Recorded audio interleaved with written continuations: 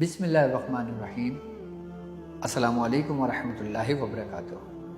Doctor عبدالوادی شاذلی net work پر آپ کو خوش آمدید کہتا ہوں۔ پسلیوں کا چلنا یا پسلیوں کے امراض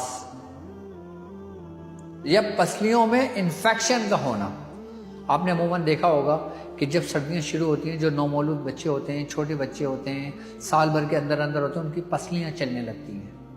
بعض یہ مرض بڑھاپے میں بھی آ جاتا ہے اور بعض جوانوں کو بھی یہ مرض رہتا ہے۔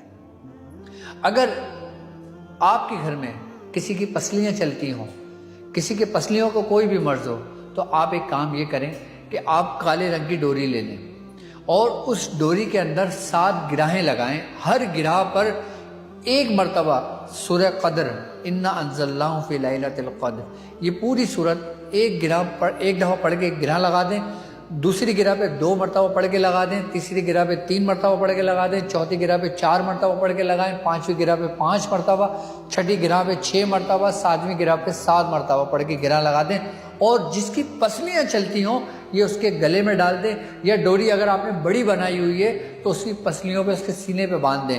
جب یہ بندھے گا، مجال ہے کہ اس کی پسلی چل جائے۔ اس کی پسلی اگر چل رہی ہوگی تو اسی وقت اپنے اعتدال پر آ جائے گی، نارمل روٹین پر آ جائے گی۔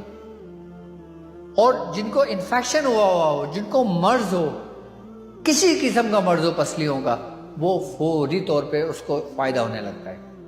پسلیوں کے لیے چاہے بچہ ہو، بڑا ہو، بوڑھا ہو، بہترین عمل ہے